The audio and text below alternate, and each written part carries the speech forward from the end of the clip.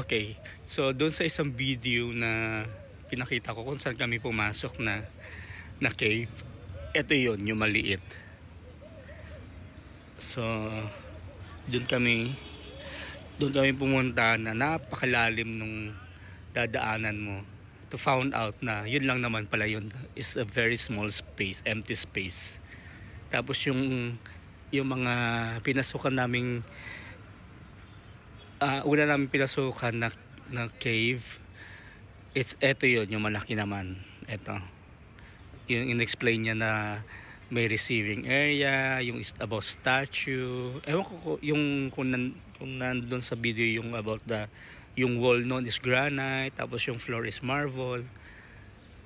Sila yon. So, eto, open for public, sarado, tas yun yung open for public. 1,500 Egyptian pound and 280 Egyptian pound. And maraming maraming na scam. Kasi akala nila, knowing na akala ko rin na yung 280 it's like, oh, makakakita ako ng something inside the pyramid, or ma-experience ko yung na-discover nilang tunnel. In the end, yung pala yun. So, ang daming nakapila dyan. Daming nakapila. Then, half through, dun sa dadaanan mo, ang dami na nagba-back out. Kasi on the middle of the journey mo doon, it's talagang humid. Di ka na makakahinga. Tsaka ang init. So, yun lang. Yun lang ang mga aking naisip-isip during taking my breakfast. Andito ako nagpapaaraw para makatikim ng sunlight, which is one na na-miss ko. Although may araw naman sa Canada, pero hindi madalas during this low season na, lalo na pag yung grabe na yung snow of yun ang doon mo ma-feel yung depression kasi gloomy yung weather, hindi ka makalabas, kung lalabas ka man mag-adjust ka ng oras, something like that. Marami kang things na dapat consider kung lalabas ka. Okay, enjoy ko muna yung araw. Bye. So tulad nga sinabi ko, nagpagawa ko ng cartouche.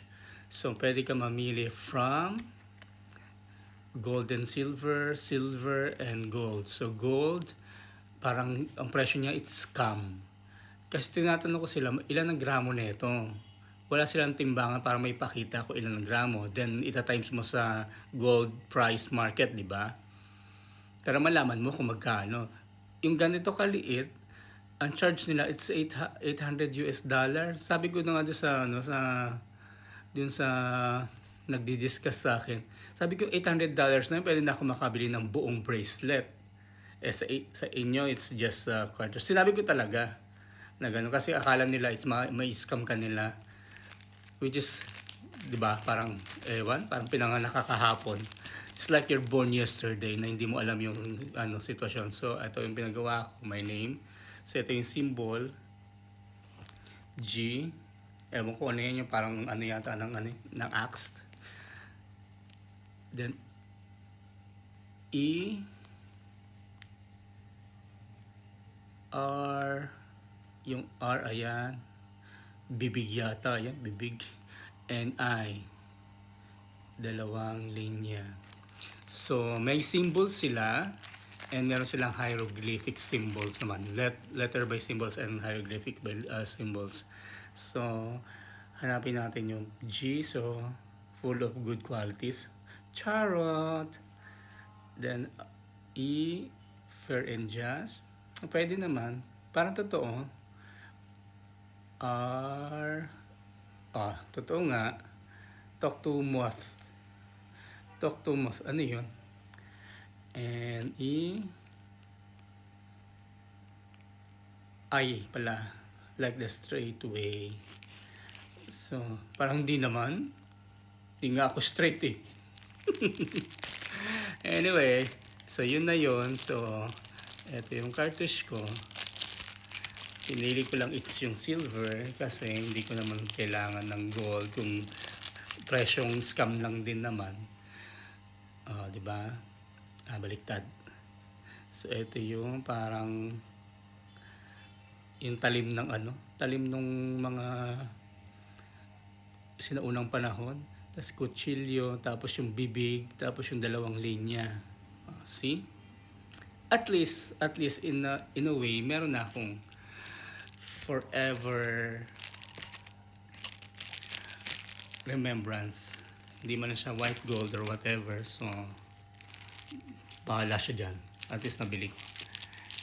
Next, ang pupuntahan natin next, it's na lang siguro, yung gold. And I'm planning to explore a mall here. Siguro sa Mall of Egypt o Mall of Arabia, ganun. Kasi plano kong pumunta sa Zara. Okay? Okay. Nag-request pala kami ng maglinis ng kwarto. As far as sa paglilinis, okay naman kasi in-arrange niya yung kalat dito. Nilagay niya doon sa loob at yung damit na nagamit. Tapos yung mga kalat namin doon, na-arrange naman niya. Then yan, nag-map siya, naglampaso. The only thing na hindi ko nagustuhan, it's yung gaano kapulido yung paglilinis. Tulad nito, may bakas ng kahapon. Hindi ko alam kung kaninong kahapon to, kung tiyanak ba to or what. Or katas ng to, alam niyo na, katas ng paghihirap. If you know, you know. So, andun yung sapatos. Before, nandito yan. Dito namin nilalagay. So, andyan lahat yan. Maayos naman na. Okay naman na. Nakapag-request na. Pwede na uling matulog. Na medyo malinis, pabango. It's time for me to explore another place. So, antayin nyo na lang mamaya yung vlog kung saan ako punta at kung matutuloy ako. Okay, bye! So, after natin kumain ng lunch, labas tayo. Explore natin yung Needing Slow-Mo Pro Makita and Pappy.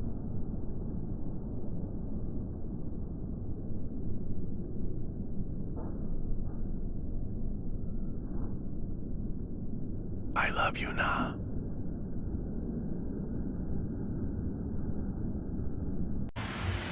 explore natin ang Egypt sa tanghaling tapat. Again, naghahanap ako ng pharmacy kasi hindi ko pa nabili yung gusto kong bilhin. Doon sa unang pharmacy na pinuntahan ko kagabi, wala. Meron sila pero ibang brand, which is medyo mahal. Kaya hanap tayo ng palibago. So,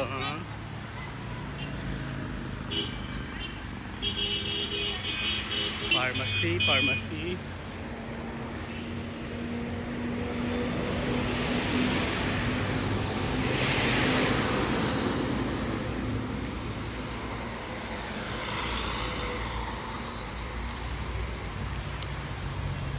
Ito may pharmacy. Seafood.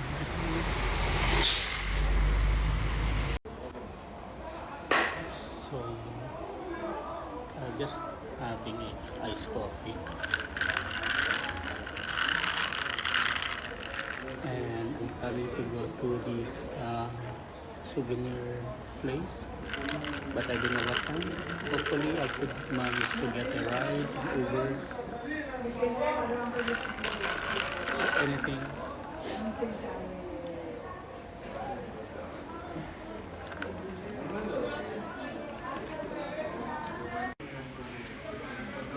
And this is cost like 180 Egyptian pound.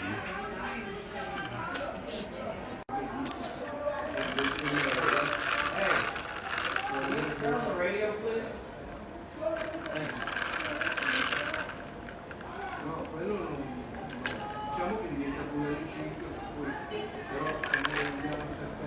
Papatugtog na sila. So,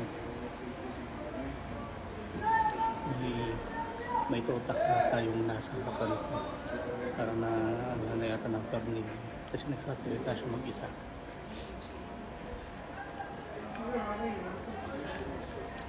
Minsan umiiyak. Yung ano siya, tulog ng iyak. Nasawi yata sa pag-ibig.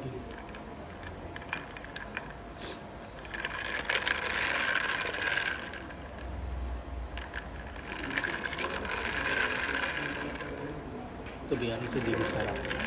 Pinintahan ko lang to kasi cute yung batang nagsuserve. Yung batang nagsuserve may tsura eh.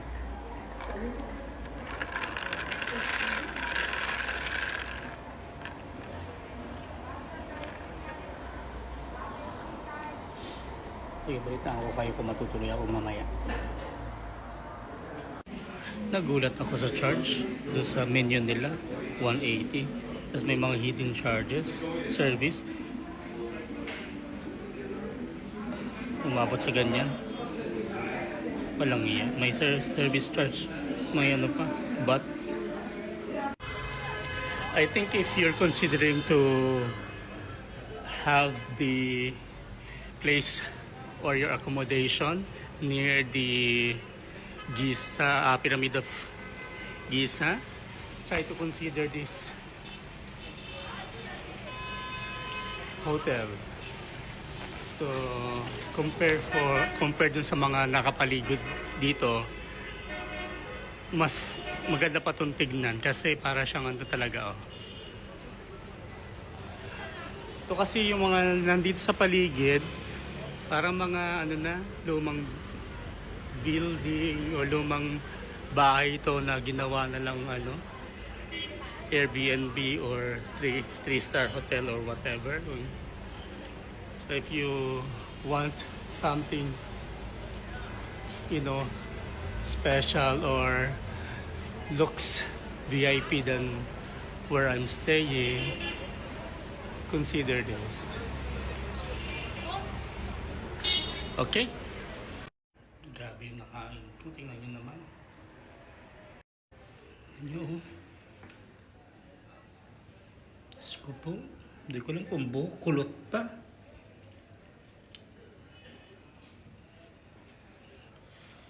Ayan, buti sana kung ang may-ari na ito, gwapo eh.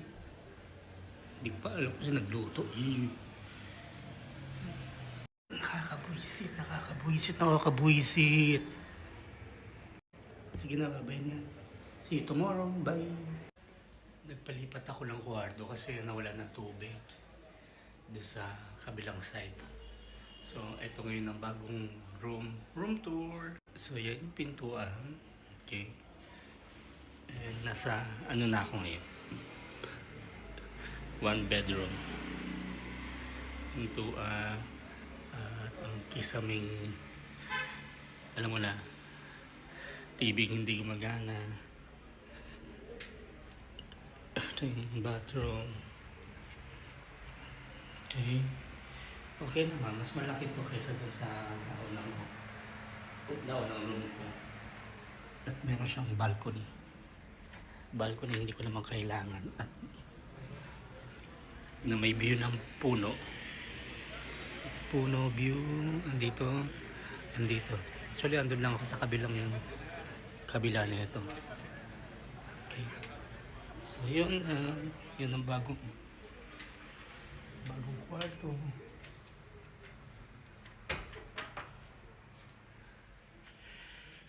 Naantok na ako. Tsaka pala, nagpalipat na rin ako kasi ang hina ng internet. Nasa dulo ako. Tapos yung connection nila nasa kabilang dulo. Kaya good thing na rin. At least may internet na. Di na kailangang gumastos sa data. Mauubusan kasi ako ng data. Ilang araw pa lang. Ito yung pinagawa kong. Ito yung nabili kong souvenir. Yung gantong symbol. Ito lang maganda rito eh. Dapat tinakpan na lang din nila to ng ganyan, no? Para hindi, alam mo yun. Anyway, ilang araw na lang naman na. So matutulog muna ako. See you tomorrow. Bye! Good morning, everyone, and welcome to my last day in Egypt. So, let's say goodbye to the wonderful pyramids and wonderful place here in Cairo. Once again, this will be my last day here in Cairo, and it was really good experience to have and personally experience the view and the history of Egypt. See, once again, before it was only in the books that we know about the pyramid, the Sphinx, the pharaoh, pharaoh,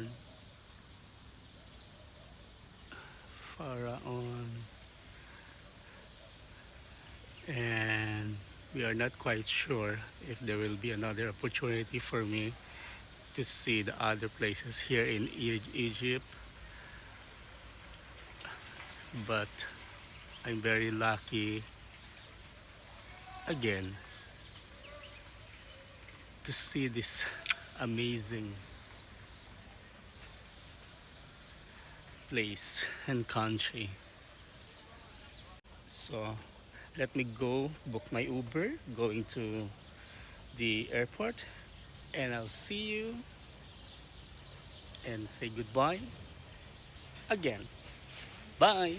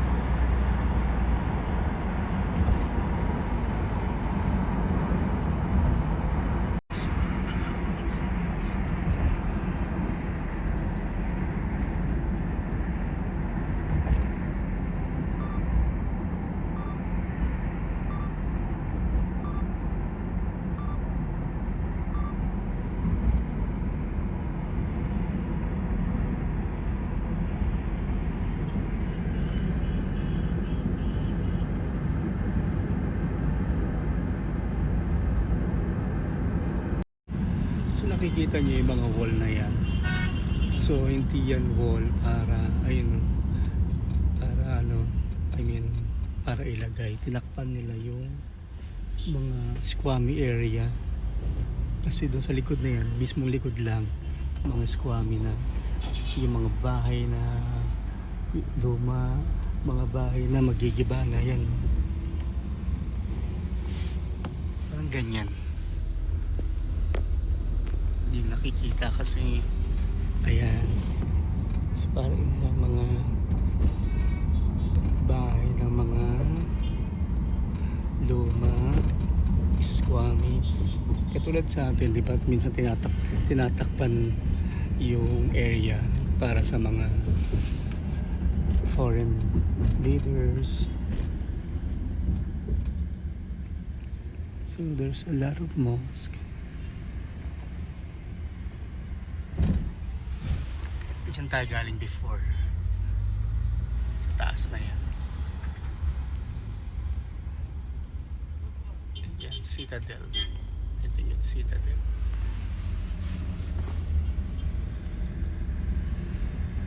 So, ang dami, no? Tabi-tabi lang sila, pero luma na siya.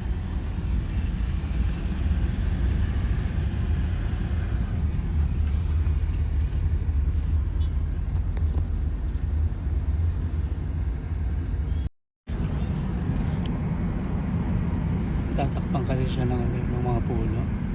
Pero siguro this is the, as you know, Cairo is the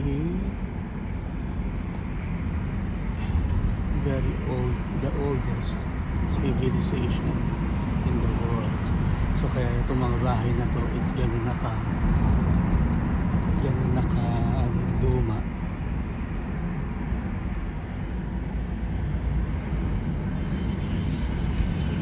So ginagawa nila sa kanila is takpan.